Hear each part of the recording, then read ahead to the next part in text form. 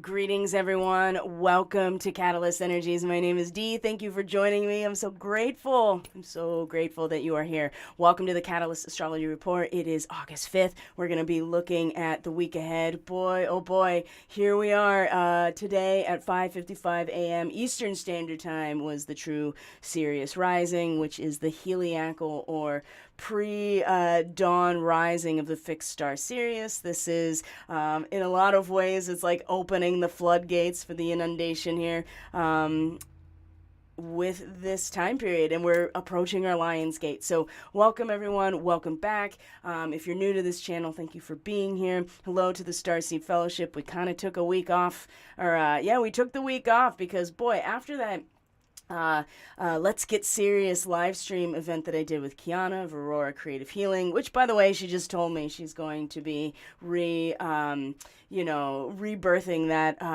that name and just kind of the mission in general. So keep an eye out for that if you are interested in her work. But ever since then, boy, it has been just so full. And it's been all over the place for people. And one of the things I feel like I remember saying at one point, I certainly said it to myself many times, so I don't know if I said it out loud, is that regardless, the fullness can be expressed either as joy or as grief or frustration, right? It's really about the combustion and release of this authentic experience of who we are. And it's been across the board for many people. I personally have just been, there's every morning I wake up and I'm just like so full that some days there are tears of just like joy, right? And I know that there is so much going on that doesn't seem to track with that feeling, but at the same time, that is the experience of being at Earth School, right? The contrast. And was that not really the intention to set with this new moon, is that it is the crises and the contrast itself that brings out the human experience, the resonance of the human voice, and our ability to bring these individual authentic expressions together, but they do have to come from a place that is deeper and beyond the surface level of all of the fashion and the social morals that we think are infinite, and really they're just a function of society. So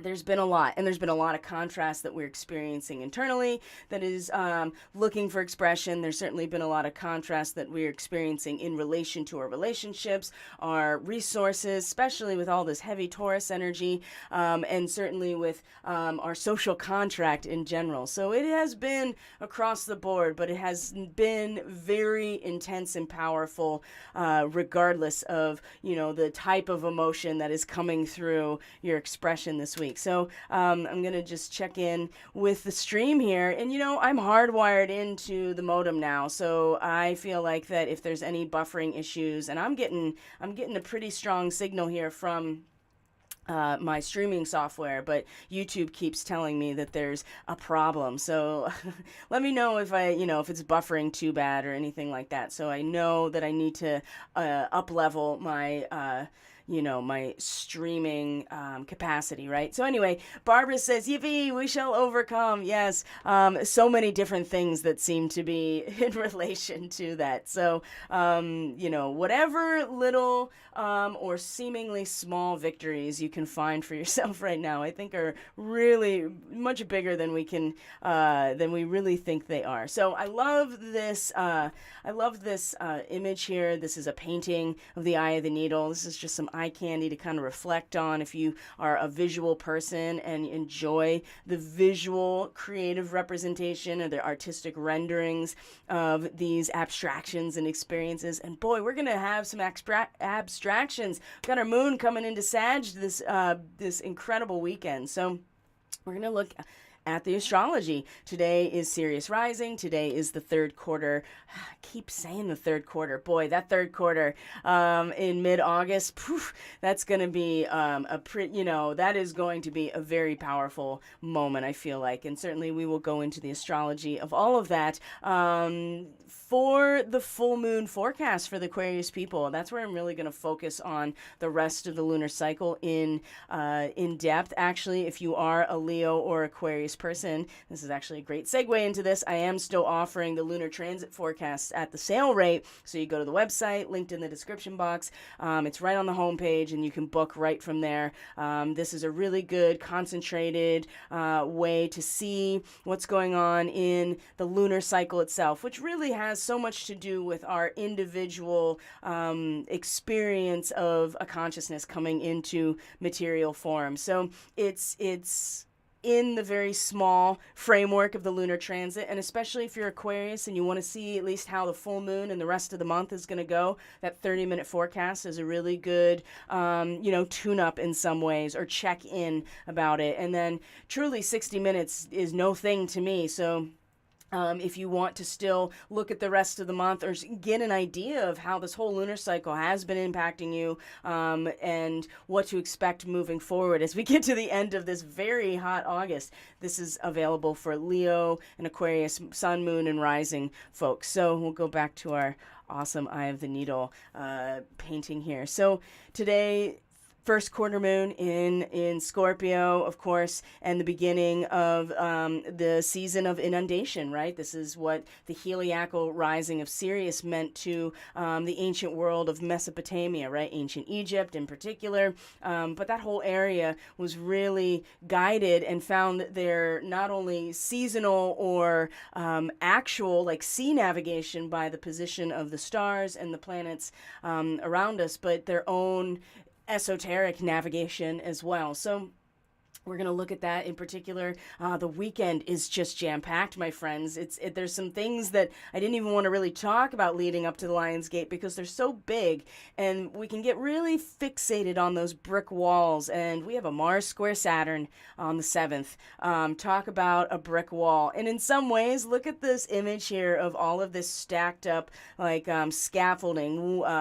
It just looks like things just really stacked on top of another, maybe like some sort of life-size Jenga type of thing that is really holding this needle up. And the Eye of the Needle really, from a very physical relationship here, represents those very narrow gates coming into these ancient kingdoms that forced the person coming in on their transportation, which is most likely this camel, right? You had to shed the baggage literally in order to get through, because this was a defensive mechanism. And we are still got Venus in Cancer, and in fact she's going to be opposite Pluto, right? This whole Procyon or Procyon story is coming back around again, and this time it is right into the body, right into the physical nature and our senses based on that physical experience of being in the world. So it's interesting, this brick wall. Maybe it's not as much of a brick wall as we've thought,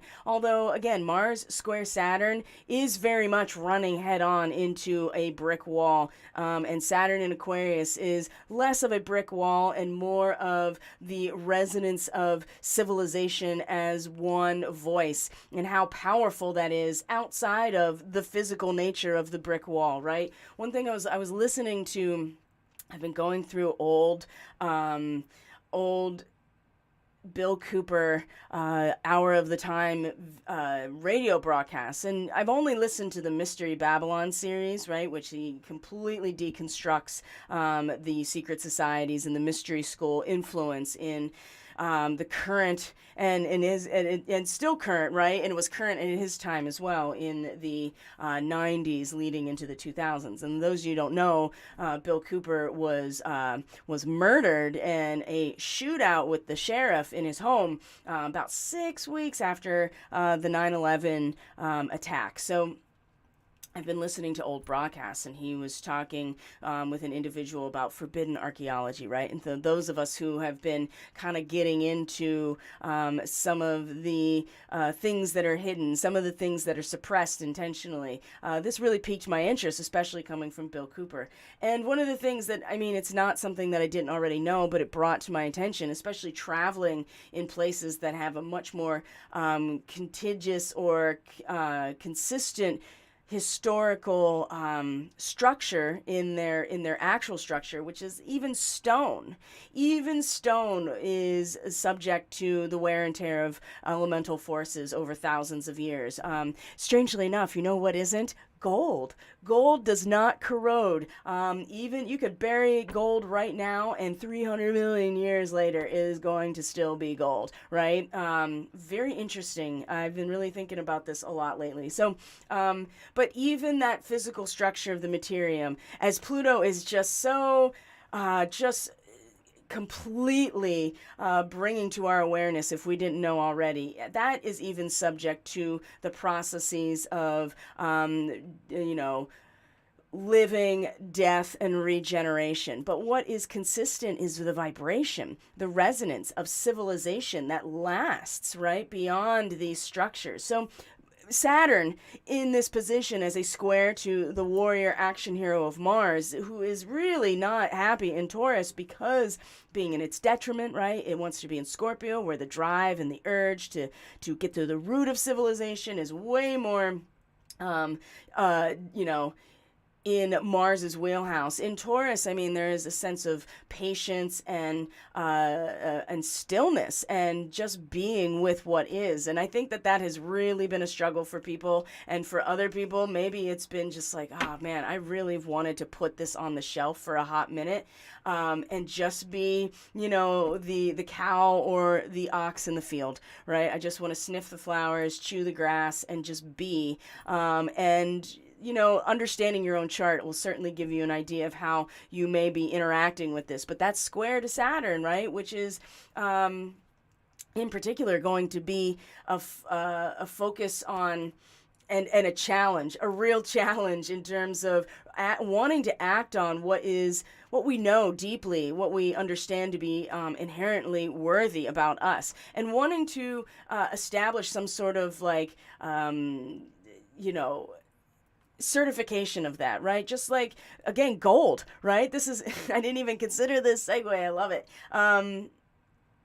Gold is valuable in and of itself. In fact, gold is so valuable to us because of there's so many different properties about it, and it doesn't corrode. And actually, Seth yesterday was just like, I've got this working hypothesis now of the value of gold. One of the things is that it literally held a value to be passed down through a lineage or a hierarchy even, and certainly to just withstand even the very large planetary processes that seem to follow a schedule here of 6,000, 12,000, 24,000 years that seem to go along with a solar cycle, right? They seem to correspond to some sort of magnetic restructuring, and gold in the planet is able to withstand all of that. So there's a sense here that we know and a drive almost and a push to want to act on or do something that certifies this worth that is really valuable in and of itself. And that's what the Taurus energy seems to be about. And the square to Saturn leading up to this Lion's Gate, right, where we actually penetrate through the eye of the needle, and the brick wall of the collective voice and civilization as a whole, and what it represents and the type of stability that it holds. I think that we're going to really find ourselves struggling against something that can only change as a result of not our push but our resonance. And the best case scenario for a transit like this is that you see exactly what your obstacle is, and Mars, rather than busting through it and risking injury to one's body, right? Taurus represents the state of body, the state of health. And I'm gonna share a story actually that's really relevant to this. And I'm glad that it already came about before this big transit, because one of the comments that just came up right before I came on here on Telegram was, someone in our fellowship group saying, that she and her spouse have been having all these kind of body issues this week that seem to be out of nowhere. And, the sun isn't really super, super active. Even the Schumann hasn't blasted much above 40 in a number of days, right? So you can really feel kind of like this calmness, this stillness, but there is very clearly some type of movement through the body right now that is trying to release itself through the body. And it may be injury, it may be outbreak of some sort, right? Skin issues, if you have like any type of you know, the pox, right? That's certainly something that is getting pushed out.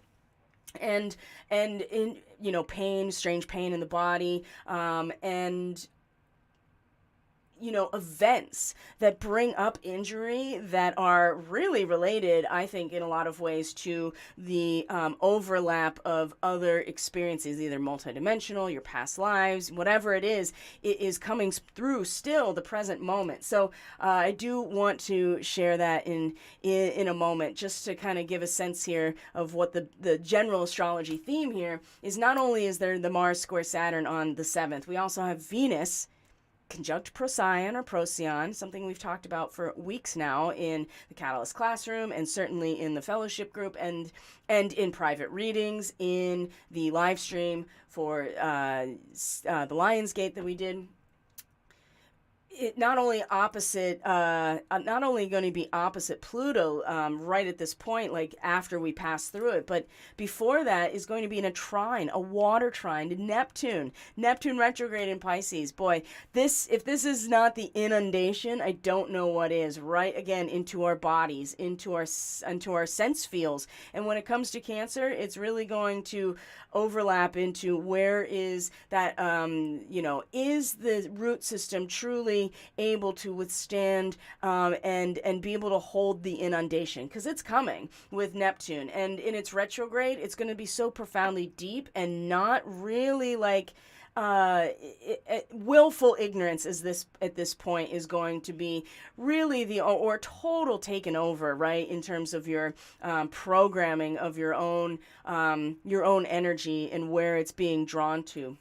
Other than that, it's going to be pretty clear. It's going to be powerful. It's going to be deep. It's going to be very, like flood oriented, just like the inundation of the Nile at this time. But it also is going to establish where in the places of value and worth in family, in relationship, and love and connection, and certainly within our own emotional waters, where we have to, where our boundaries are, where we can let go of some of those boundaries and allow some permeability, but also really where is, how do we confront maybe a social upheaval that's going to push us into a metamorphosis, an inner metamorphosis. The flood, the fact that these are all kind of leading up to this Lion's Gate, these big transits, I really didn't want to talk about it this much until we got here, because then I know for me, I'd be like hyper obsessed about, okay, where's this Mars square Saturn, kind of getting worked up about it. And so I just kind of let it go, see, what started building. So, but that's where we are now. So one thing I want to share before we really move on into the astrology full on is that I am still offering the Eye of the Needle reading, which is a personal forecast. It is looking at this time period leading up to the equinox, which is going to be substantial, right? It's going to be substantial. Not only is Mercury going to be conjunct the moon at the equinox in its retrograde at 0 degrees Libra. I mean, this is just a remarkable time. Mars moving into Gemini, right? Mercury is now in Virgo and is going to be moving into Libra, and then stationing retrograde back into Virgo, opposite Neptune. So there's plenty to talk about, and this general period leading up to the harvest, right? The September equinox is the balance of light and dark, and Mercury will pass over this point before the sun gets there as a scout. And when it comes to that point, it's going to be so strongly, the lens turned inward to what is that vision of perfect form and balance between ourselves and the world is part of the harvest, right? Because that's really what it means to ripen the fruit and harvest and have a contract with life, to give oneself over to this process. So this is also at the website, linked in the description box below. The sale rate will be open until the end of the 8th. There will be no Starseed Ministry on the 8th. I'll be out of town. So by the time we get to the 9th, this will be closed out. So if this is something you're interested in, now's the time to at least book it. And we can get something in for you next week at some point. All right, my friends. So I'm going to check in with the stream here and see what's going on. Barb said, yesterday I felt like walking through molasses, but today woke up as if something had lifted. Body seems to be rearranging itself. Yeah, that's a really good way to conceptualize it, the rearrangement. And sometimes it's very painful, right? Or doesn't feel very good. And I'm going to actually share a story how this may find itself, you know, if you're not really paying attention or being focused on it, the reality is going to find some way to help you along in this case. Adam B says, I'm really feeling the we that I've been pushing away from. Yes. Oh my gosh, that is wonderful. Paige, I finally made it to a live. Gosh, I was literally just thinking about you yesterday. Like I really was. I was like, man, I haven't seen Paige in a while. This is great. I'm so excited to see people coming back around. Adam, I really appreciate your perspective on this because this is a big part of it, I think. Because again, like I said, the only way to really, you know, there's no busting through that wall physically, you know, that Mars really wants to do is there's real patience that needs to be kind of connected to, but also it's in the resonance as a whole. That's how the Aquarian vibration of civilization changes, not by forcing it and not by exploiting resources. Boy, South Node in Scorpio, the moon's going to pass over today. So let's look at it, guys. Let's definitely look at it. Let's get into the charts. All right, so I'm going to do this real quick here. And usually I would go into some space weather, but, you know, it hasn't really been doing too much. So, and not that it hasn't been doing anything. It's going to start doing things, that's for sure. But even the like earthquake action is starting to calm. It's really mostly on the Pacific, in the Pacific Ring of Fire, kind of on the Asian side. There's a lot of 5 points and 4.5 points over there. So, but expect it to definitely start to amp up with the solar cycle hitting its peak here in August. And also too, there is a coronal hole that's going to be facing us, and we're going to get the stream of solar wind right around the 8th or 9th. So just expect that there will be the enhancement from, you know, the cosmos, not only through the astrological, you know, geometry here, but also through the actual bodies that we all have relationships with energetically and directly. So there will be further reorganization, but it does feel like that a lot of us, if we hadn't actually addressed this leading to this point, our higher selves and other guides around us are helping. So the story I want to share, I don't want to put Seth on the spot, and it's not like he's watching this right now. So because it really framed it in a very dramatic way, but it also really showcased. So somebody also was talking about the animals being very strange. One of the things I said on Telegram is how the animals are coming into my property. Like, the neighbor down the road has chickens, and they are definitely spreading out in terms of their grazing or whatever they do, but they've come onto my property, and now they are like really set up here. Like, they come over here every day and they just wander all over, pecking and eating. They started shitting on my walkway, which I'm not happy about. I had to put up literal mesh chicken wire around my garden beds because they go in there and start scratching, because it's full of compost, it's full of compost tea and like all this good stuff. I'm really into conditioning my soil. I learned how important that was when I was a professional, you know, grower, basically. And lots of people do lots of different things, but I really am into that relationship. And of course, that's that fourth house in Taurus, right? Of like, yeah, just you get into the soil is where the real power is coming from. So the animals are like showing up. There's the deer are way more brazen coming onto my, and I'm fine with it, right? Like I don't shoo any of these animals away. The hummingbirds, there's always butterflies and bees and stuff because I never like anything that grows wild, that flowers. I don't ever weed or anything. I actually don't weed very much because most of it is actually either edible or medicinal. So anyway, I feel the animals coming around. So, but my cats are right now still indoor cats because they both have feline immunodeficiency virus, which I have some thoughts about that I'm not going to share here because I don't want YouTube to punish me for having my own thought process about these things. But for the time being, these animals, they're still new to us. It's only been about a year plus that we've had them in our life, and they are siblings, and they came to us with this condition. And so part of that is the immune system. So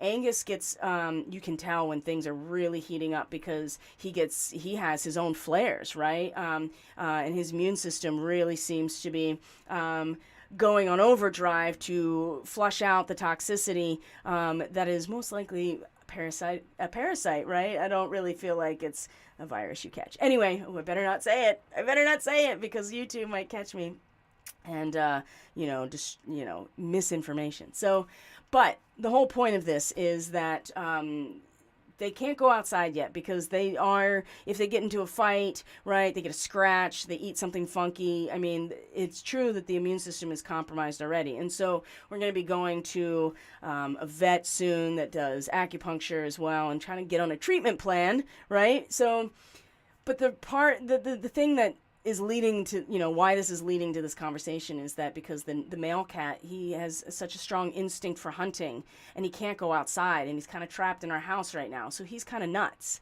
And he's very food aggressive and we have to, be very meticulous about the spray bottle, keeping him away. He'll just come right onto your plate and bat your food right out. And so the other day, we were eating and came up and he started batting food off of Seth's plate and Seth was like, oh hell no. And so he got up in like this fury, right? And he grabs the spray bottle and he's in a fury, right? This is not calculated. It's not behaviorally oriented. It is out of like, I'm going to scare the shit out of you so that you never do this again, which will never work for a cat, right? And so he's spraying him and running after him. And then the water from the spray bottle, he just fucking wipes out, right? And he injured his elbow, he injured his knee, and it certainly like completely dispelled all of that rage and anger that was fueling his behavior, which, wasn't really going to do anything other than hurt him, right? Here's Mars right here, okay? And you can think about it in a larger context with this story. But also, too, that when I started doing energy work with those areas, because they were very tender and sore and he was stiff, I mean, he really bit it. And he was just like, what have I done, right? Like, what have I done? And it did nothing, right? Angus was right back there batting the food off his plate. And I was like, yeah, we have to come up with a plan here that is beyond, just this reaction, right? Because look what happened. And I started doing Reiki with him and it was just almost immediate. I just started giggling because I was like, oh, this is something that you've done before in not only this life, but obviously this is a resonance. This is a pattern in your body that is based on something way more destructive that has happened, and it's very Atlantis oriented for him in particular. That that's a whole other thing. But I felt it, and I was like, the body now is going to activate its healing aspect in these parts of your body. These, the knee and the elbow are very important joints, and they have a lot of acupuncture points around here as well. And so this, in some ways, it's almost like initiated a healing process on multiple levels, but it's coming directly through the body. So be careful with Mars and Taurus like this, especially with Saturn.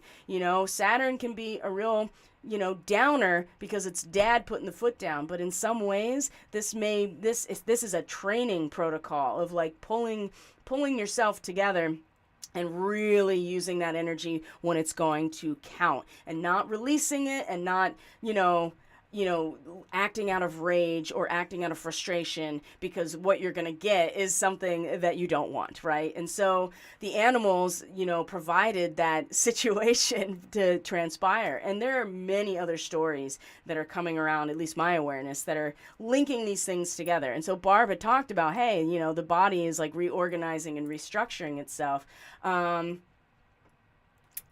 Adam, we should really have a chat then, because if you have kitties that are in the same position, we could really support each other, and I'd really be curious what you're doing to treat them. So that's a conversation between you and I, though, for later. So, my friends, here we go.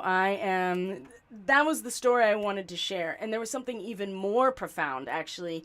And I don't want to tell this story because it's someone from our fellowship group, but it was something that she shared with me. And just kind of like, she works in a vet clinic. So she's seeing these ties with the animals and their human, custodians, basically. I hate using the word owner. I won't do it personally, and no judgment on anybody else that does at all. It's just my preference, because that's how I feel about having animals in my life. But watching and being the one who realized that the dog that the clinic was boarding was completely connected to the human guardian custodian who was dying of cancer, and they actually passed away apparently within like a day of each other.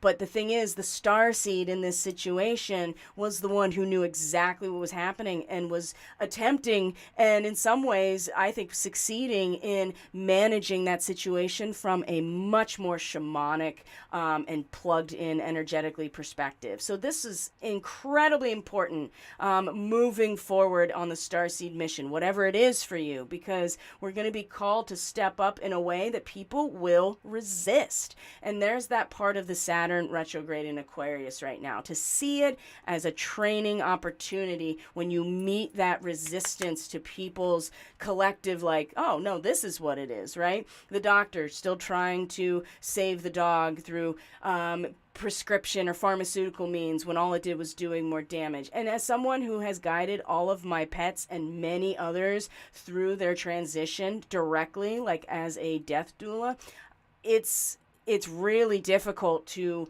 hold space for the consistent allopathic process of like, we're going to keep this animal alive despite the fact that's, it's time, right? And I have witnessed the most profound things in the process of being an animal death doula, especially with my own animals. Like, I can't even begin to tell you right now. That's for another day.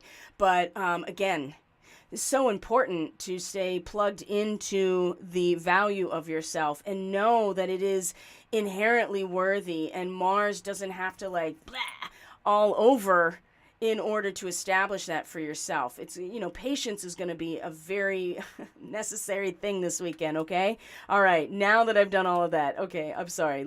I'm not sorry. I just wanted to make sure that I really brought forward the narrative that seems to be what people respond to and understand, right? Is these stories in our lives actually fulfill these larger narrative patterns, and I just love to be the storyteller in this way. So here we are right now with our 555 Sirius Rising, and that's based on my astronomy program and software. So Sirius was rising at 5:55 Eastern Standard Time. The sun came up just minutes later.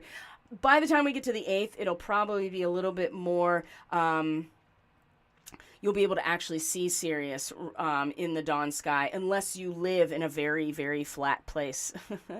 Then you may see it earlier than, you may be able to see it now rising above the horizon. So the other thing about this time frame is that right after this morning, the Scorpio moon was in a square to the sun. Now, the way that I've been conceptualizing this as of late, feeling into what this is, of course, always with our quarter moons, first quarter especially, we are restructuring our response externally, right? We have our new moon that established kind of a a seed point of where the growth, we want the growth to follow this pattern. And again, it's about the contrast in the social setting that is usually brought up in some sort of like, crisis that people are facing off with each other with, and to show us the relativity of these voices. So not the relativity of the voices, but of the fashion and all of the, social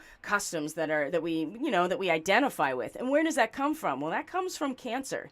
And, that's a strong energy when you get in, a very conservative energy once you get into the last degrees of Cancer, okay? And so it takes a lot of energy to bust through that shell, or to be born from the womb. It takes a solar energy, and regardless of how you if the sun or the stars are a nuclear reaction, or you ascribe to the electrical and plasma universe, meaning that the sun is an electrical body, either way, there is an incredible combust amount of energy that is necessary to breach forward into the rebirth. And so this conservative energy, especially where Venus, who represents our actual body, again, please be careful.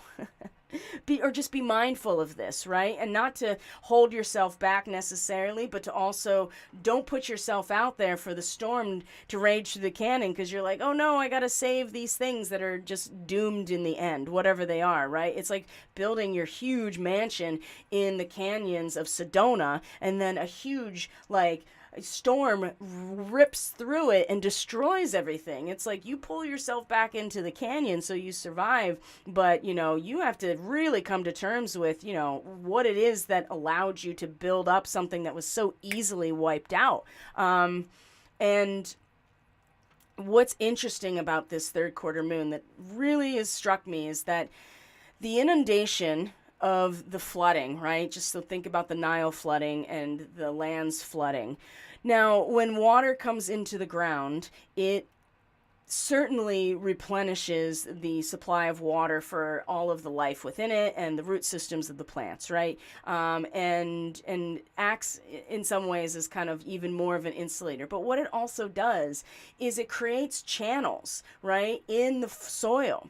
And this is important because roots need oxygen, right? This is the contrast of the plant life in its own self that represents the tree of life for us, right? As that the roots need oxygen, but the green plant needs carbon dioxide in order to perform photosynthesis, right?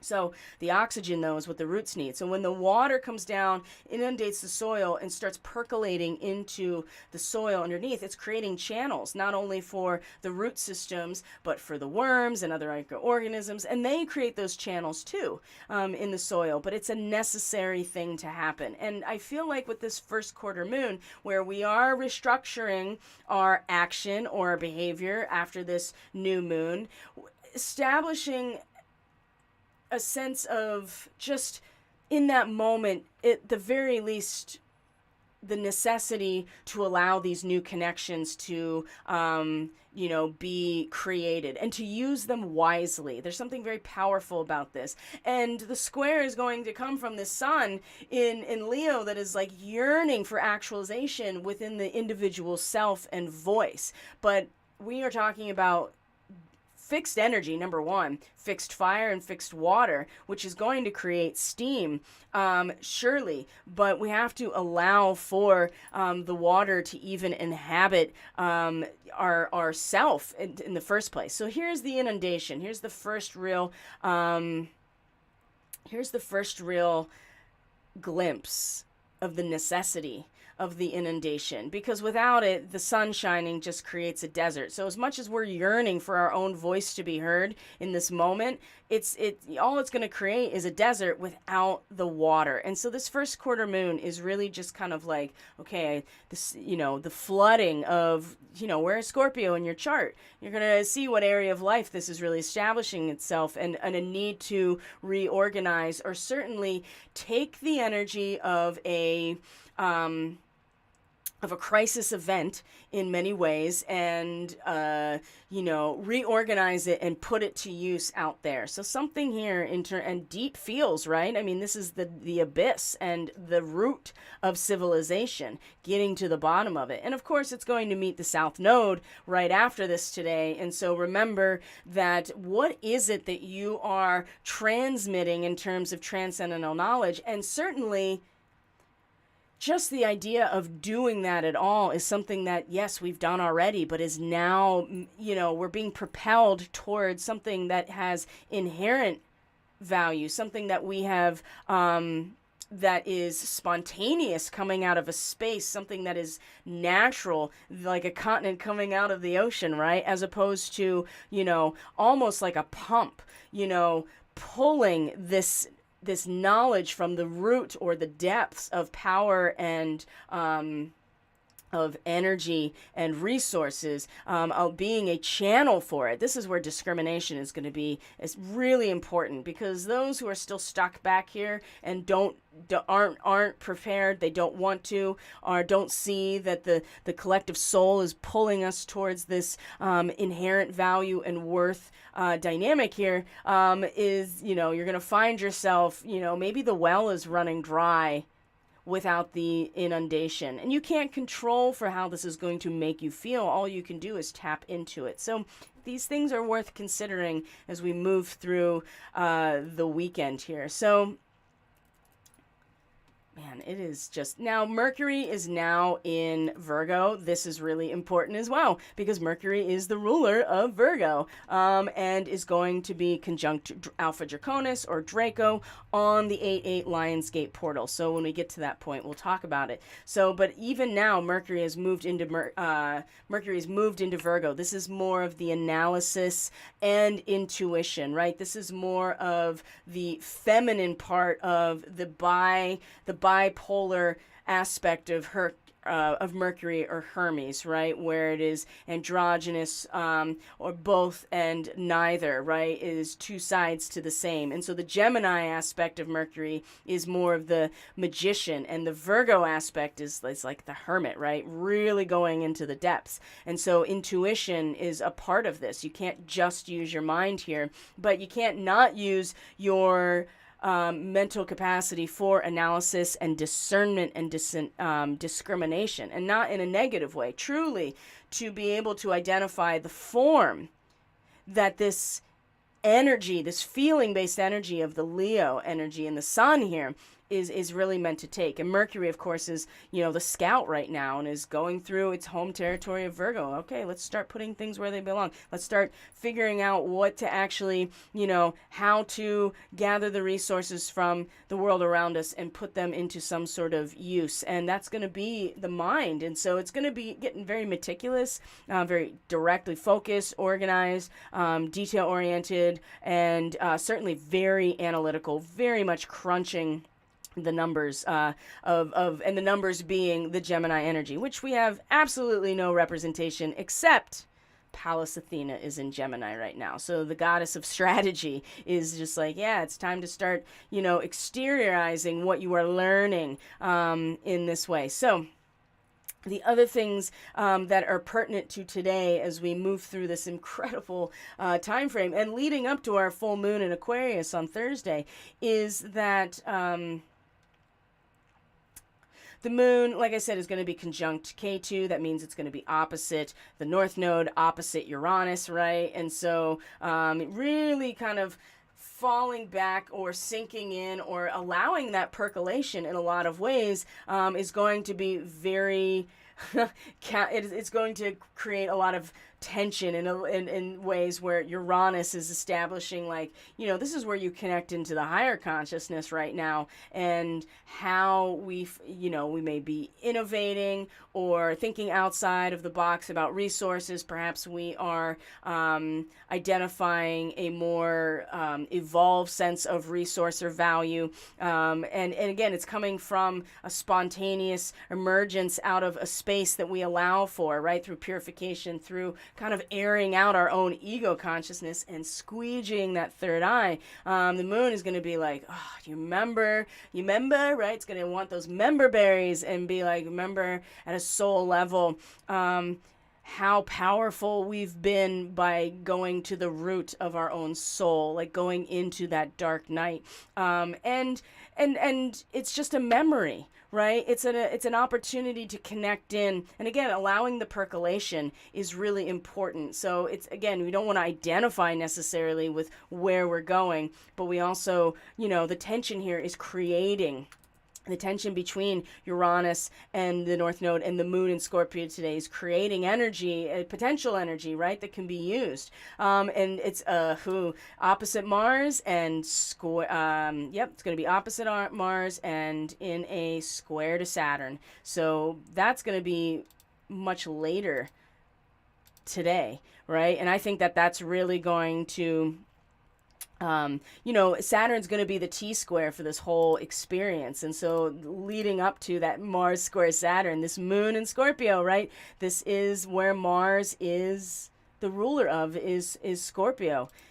This is important. It feels really important. So Mars is going to be opposite the moon, and then it's going to be in a square to Saturn. So this T-square is set up already, and then you find that the moon is going to eventually be in a trine to Venus in Cancer by tomorrow morning, late tonight, tomorrow morning. But this T-square, right? So this degree of Scorpio, right? We're starting to get into the territory opposite the Pleiades, right? Also in a trine to Procyon, or Procyon. So we're getting into this territory now, and the opposition and even the square to Saturn is like, there is,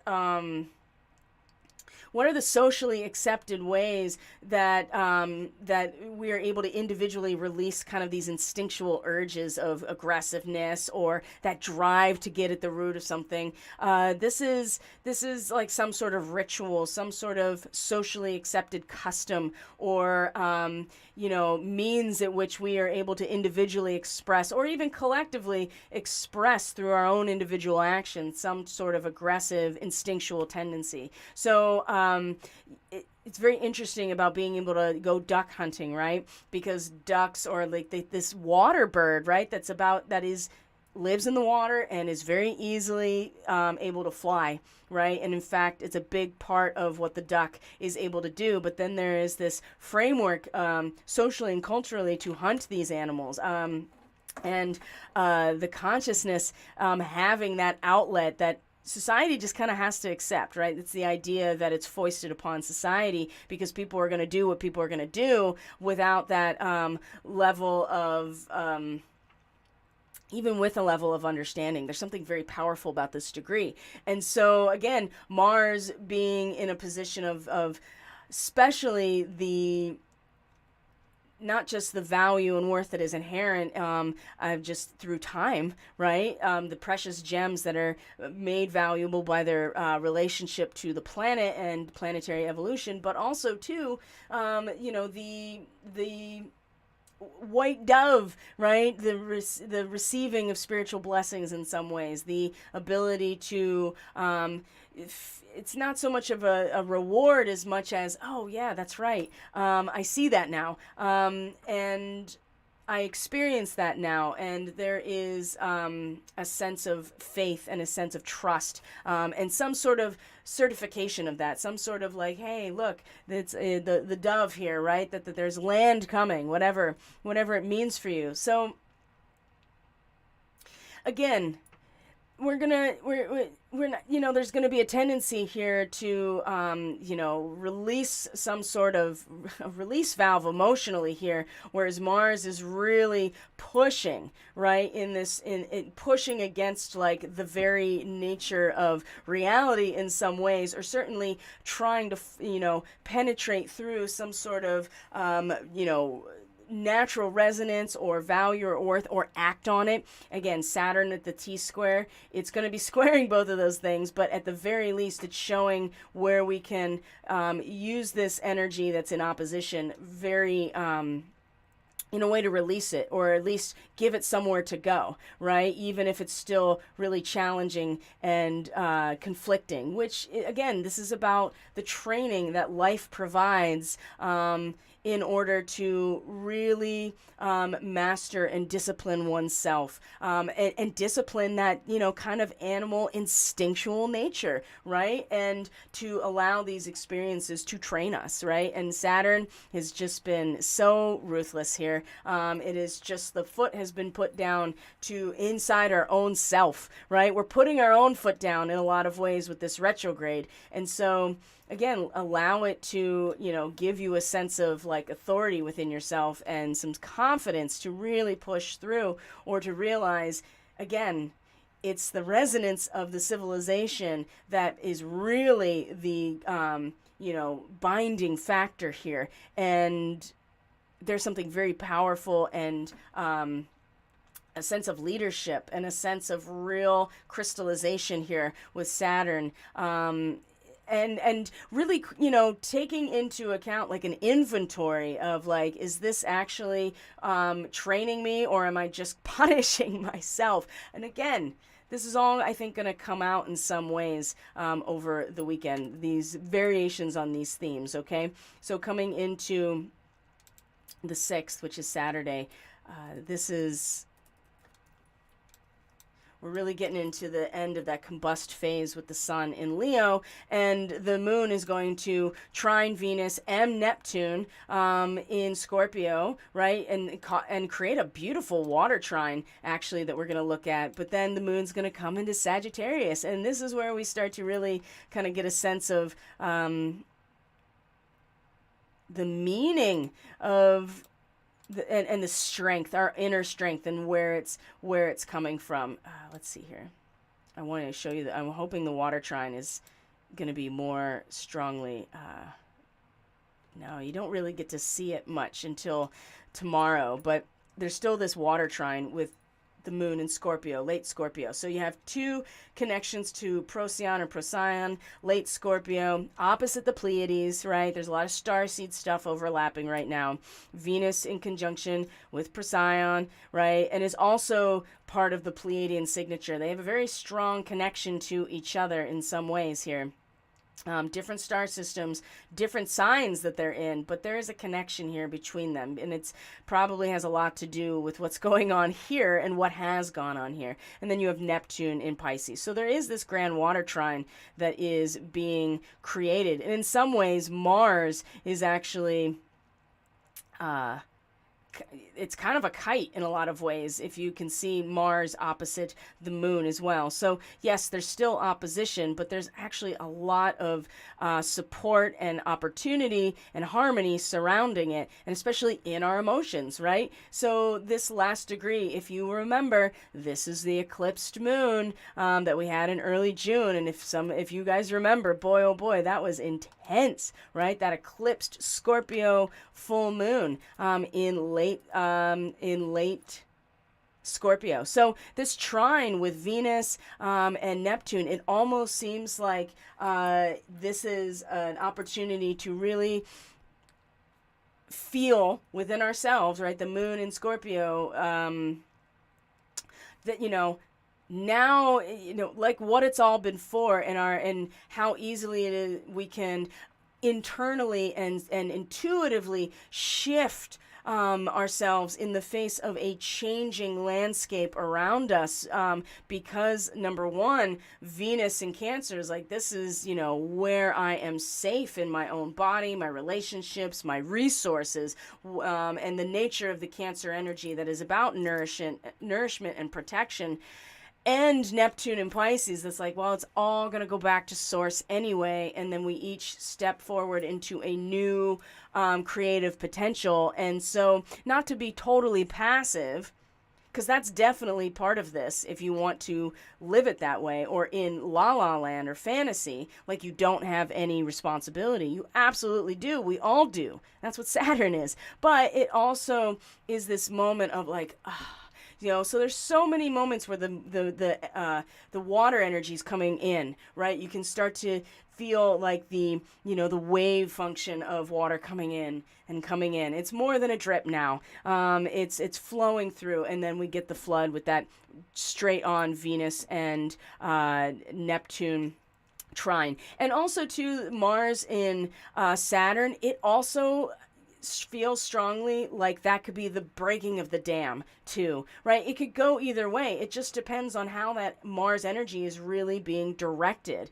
right? Because it really can just break the dam, and then you really get the flood, and it just pushes you right through the gate, and all of that baggage that you've been like humming and hawing about of like, oh, I want this, should I keep this, I want to take this with me, what should I do? That flood's gonna come through, and it's gonna go poof, right? Like, you're not gonna, we and you as ego-based, individual people are not really in control of the flood itself. We are meant to be conditioned and crystallized and really just grow up in a lot of ways by our bearing of that emotional energy, which is what Aquarius really represents. So this is going to be before, very early in the morning tomorrow. And then the moon's going to come in to Sag. Ooh, this is going to be very interesting, I think, because we're going to have some squares with Mercury in Virgo. We're going to have... What else here? Definitely a square almost right away with Mercury in Virgo and the moon in Sagittarius, of course. And... I think that's there we go. Very close to, in fact, exactly at the degrees of the next new moon in Virgo, which is on the 27th of August. It's going to be at this degree of Virgo, 4 to 5 degrees of Virgo. So the mind becoming aware now, like really becoming aware of the things that are brewing under the surface of under the surface that the mind is looking for, is becoming aware of, and becoming open to, right? And there's this part of ourselves that is just like, what, I'm like this wise old owl, like especially the internal emotional landscape of ourselves. An old owl sits alone on the branch of a large tree, right? It's being able to see in the places that our normal consciousness is not able to see, and that comes through a relationship with a pattern of meaning that expands beyond the individual consciousness and is the function of all of the ideas and thoughts and concepts coming together to create it. And so this old owl is like not only representing our ability to have a sense of wisdom, but it's old, it's alone, right? And it's seeing through what normally we can't see, which is the darkness. The square to Mercury is like, oh, I'm becoming aware of what's in this darkness, right? Opening new levels of consciousness, becoming aware of the energy processes.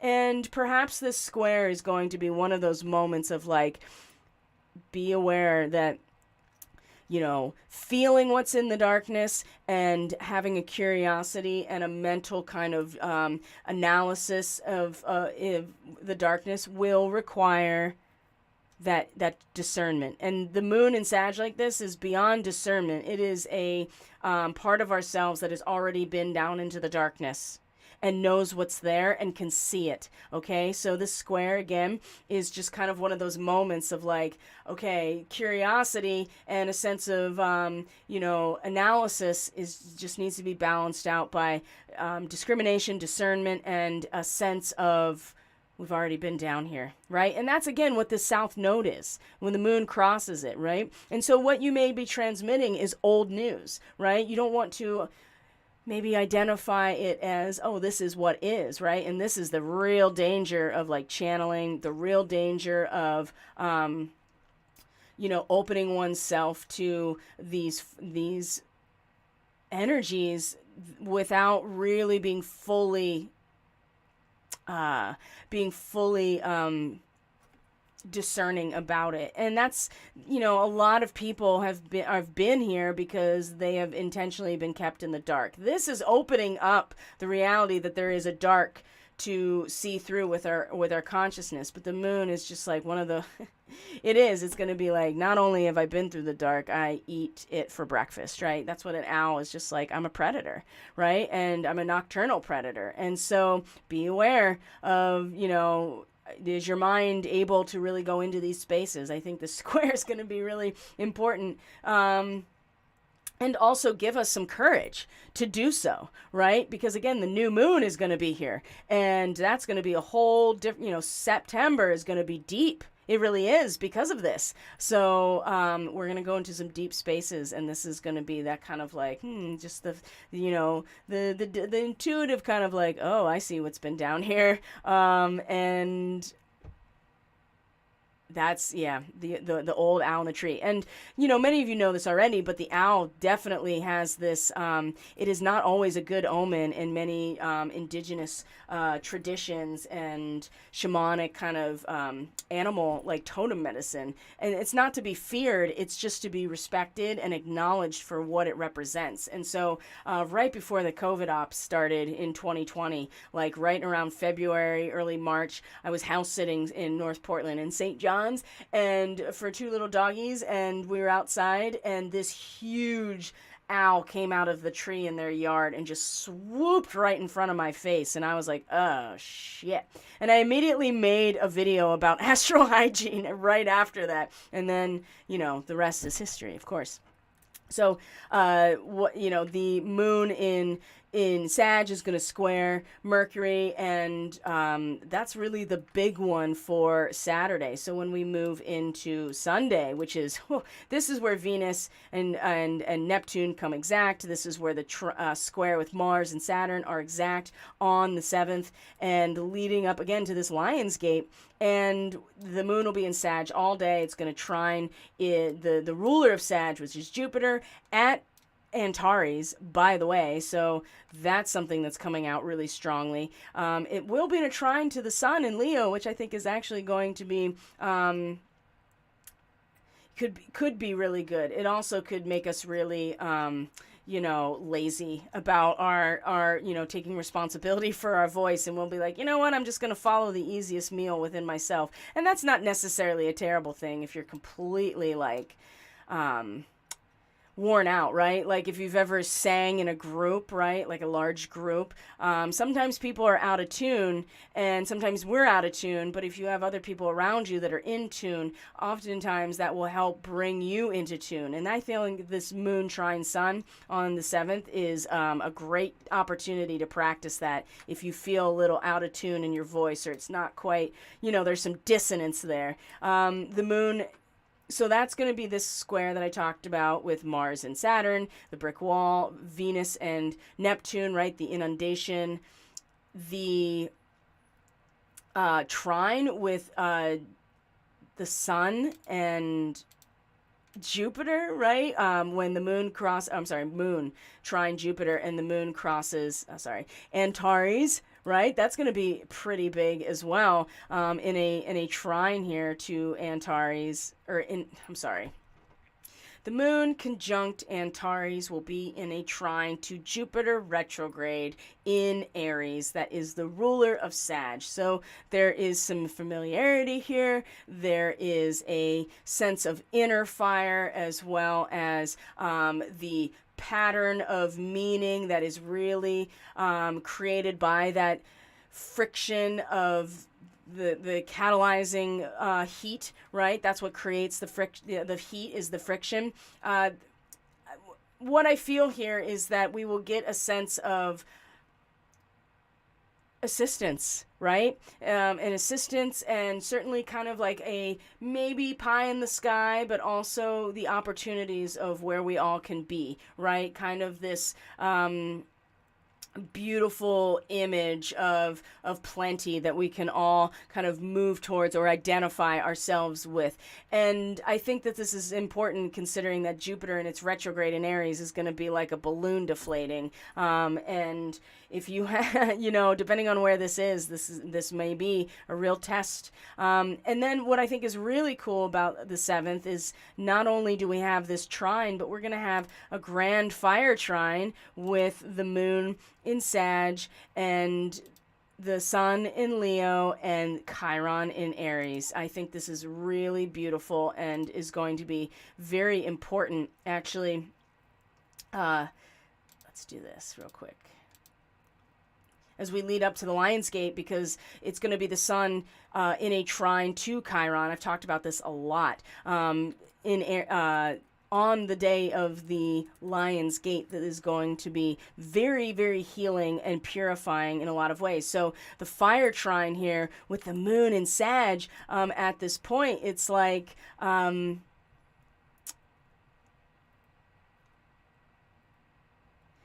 allow yourself to come into resonance maybe with, the belief systems, the values, the understanding that you really find nourishment with. And there is a transference type of energy here, and almost a sense of, being driven to a collective rebirth, that the moon here in Sag is going to really be kind of the pinnacle here, obviously. I mean, if you looked at this chart from a different house perspective, certainly it would be somewhere else. Of course, if you looked at a Libra chart, this would be down here, but in more of the third to fourth house. But the idea here is that it's, our feeling of where our strength really comes from is in the narrative and the pattern of meaning that really allows us to understand, right? Like, get the full picture. And I think that the full picture and feeling how important that is going to be a big part of moving through the Lion's Gate,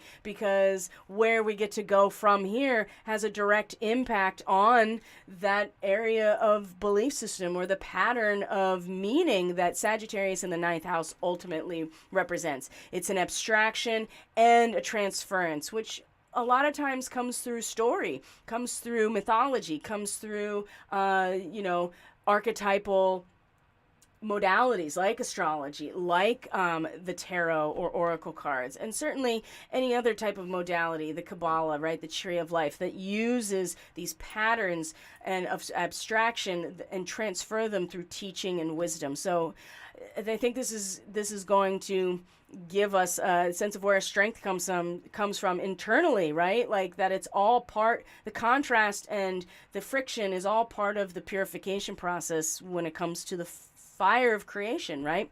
And we need a space within us in order to allow that spark of divinity to inhabit. And that's part of what's been happening, right? And the inundation is the part where the waters of our soul are replenished and those channels are created in order for new life to, or the blossoming of ourself to really come forward with this release of energy with the sun in Leo.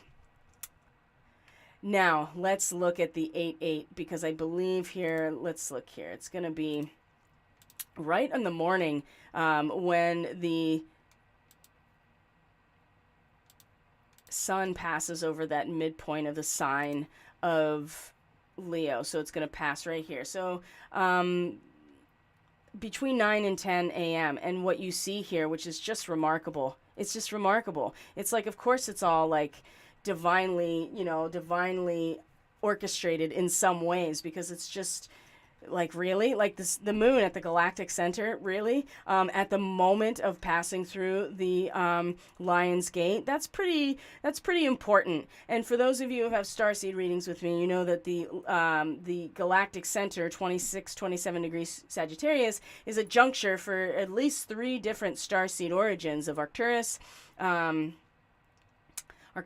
and opposite Orion, the star Betelgeuse or Betelgeuse, and in a trine to Andromeda galaxy. So this is pretty substantial as far as I can tell, that allowing the inner emotional landscape to tap into this place of, the center of the galaxy, and tapping into the real wisdom of how it's all balanced and in equilibrium is something that we're going to be able to connect to very easily as we pass through this gate, right? It may be baggage, but there's something infinite that's coming with us through that portal, okay? Venus will be opposite, Venus is coming into opposition with Pluto on this day as well. And so, again, that Procyon story is about to come right. I mean, it's going to be very physical in the body, in the material feels and the senses, in our resources, in what's valuable in terms of family, inner life, private life, personal power, and certainly our inner waters, right, to protect it. But knowing that truly that part of ourselves in the grand scheme of things is infinite, and we're carrying this with us through the Lionsgate. Wow. Let me look and see. I want to see what, there was one more really strong transit that I wanted to make sure came through. And, oh yeah, it's the moon is in a square to Neptune as well, at, just coming into this point. Just passing the galactic center, basically, after it's in a direct square to Neptune. And Neptune, is at this moment, at coming in its retrograde, hitting the 25-degree mark. This is another energy of catharsis and purification, right? Along with Venus is standing for that as well. And so just know that part of this will pull away everything, or pruning everything away that is unnecessary at the physical level, at the resource level, and knowing that there is a profound healing and a release of a burden that I don't think any of us could really conceptualize right now until we get there, right? You don't know what's on the other side of the portal until you go through it. And it's all preparation to lead up to this point. But that's square to Neptune, because even with the galactic center, even with that wisdom from the center of the galaxy that's coming into our own sense of inner landscape and feeling, the square to Neptune is going to be like, yeah, but here comes the deluge of purifying all of the perversion, corruption within ourselves too, and in a way that's going to be, you can't hide from it anymore, right? Neptune retrograde, the fog is cleared, and we're like, so again, willful ignorance is really the only excuse, or being so pulled into everybody else around you stuff that the only real, the only seemingly only next step is to return back to source, and then be able to bring your soul into alignment with divinity or with God in order to take the next evolutionary step. And so there's also, unfortunately, going to continue to be exits. And that's just life, of course. I mean, and the antithesis of life, and it's part of the regeneration process. But I do feel like that, not everybody's going to be able to walk through in their physical bodies through this portal. And this might be enhanced or more obvious than we'd like it to be. And that's just part of, part of the experience. Now, I just to take some time here to look at the full moon on the 11th, since that's our next real big, event that we're going to look at. And there's certainly no shortage of anything else that's happening, right? The sun is going to be in a T-square with the nodes and square Uranus. I mean, it's just endless. It's the hits keep on coming, my friends. And here is our day of the full moon in Aquarius. So this is going to be one of those moments where you're like, oh, relief, right? Relief. But it's only going to come when we fully find identification with that which sustains our life and voice, right? Which is, however we conceptualize the source of all for ourselves, that's where it's coming from. But we have to find some way to identify ourselves with that through our voice, through our creativity, through our expression, through our passion, through our joy, our thrill, all of those like Leo things, and the fifth house too. Yeah, the moon is going to be conjunct Saturn at this full moon. And so it's not exactly going to be very fun, where the Leo energy is like, I want to have fun and release this energy. But, if you are familiar with the Sundance, then you'll know that is not fun. There's nothing fun about a Sundance. It is incredibly challenging. It takes you to the absolute like deepest layer of who you are, and in relationship to that solar energy. And so I'm not suggesting that anybody should put themselves in this position if not already, kind of training yourself for this kind of, this kind of ritual and ceremony, which is very much like a suspension, if any of you are familiar with that. And yeah, I mean, you have the whole community that surrounds you, right? And so there's going to be kind of that moment of, oh, another white dove. Here's another imagery of a white dove coming in and be like, hey, this is what it's all been for. And full moons are a culmination. And conjunct Saturn, yeah, sometimes it's a wet blanket. It really is. Or it's just like your emotions are just totally in total dad mode, right? Or whatever, right? This is just basic things to conceptualize this energy. But the other thing too is that, boy, we're gonna get like so on point in in our inner emotional security and backbone, right? But this moment will be like, oh, I feel it without actually identifying with it, but it's only going to come through identifying with our own powerful resonance. And then you feel like, oh, that's how it has an impact on the collective, on the resonance of civilization. And the 11th house and Aquarius is very generally, your hopes and dreams, because it represents the society or the community that you express yourself in. And when you're in resonance with it, boy, there's nothing better than that feeling. Anybody who's ever played music or performed music with a group, you know exactly what I'm talking about. You know exactly that moment where the hair stands up on the back of your neck because everybody hit that chord or that note or that phrase like in a way that you are part of an experience with your audience and the people listening and the whole group that is, you can't beat it, right? And so by the 11th, it'll be culmination of like, oh, and then from there, the rest of August, boy, it's going to be pretty interesting and intense. So, and we'll cover that next week. And I'll certainly be covering that for the Aquarius people in their full moon forecast. So, my friends, I'm going to check in with the stream here and see where people are talking about here. Paige says, it's already powerfully deep. And I missed you guys. Yes, we missed you too. I really appreciate you being here. I appreciate all of you being here so very much. And I am going to leave it there for today. So don't forget the offerings that I mentioned towards the beginning, the full moon forecast for Leo and Aquarius people at the sale rate, the Eye of the Needle forecast for your personal astrology leading up to our equinox on the 22nd of September, conjunct Mercury at 0 degrees Libra. My, oh my. And everybody take very good care of yourselves, right? Take very good care of yourselves this weekend. Know that the inundation is coming if it already hasn't started, and to realize that North Node, Mars, and Saturn, part of that conjunction on the 1st was cleansing the palate. Right? So that new emergence, so you can have a new experience, a new sensation, something new emerging in that sense-based experience or physical experience. But it is going to come through the flooding or the deluge of our own selves in a lot of ways. So I'm very curious to see how things go for all of us.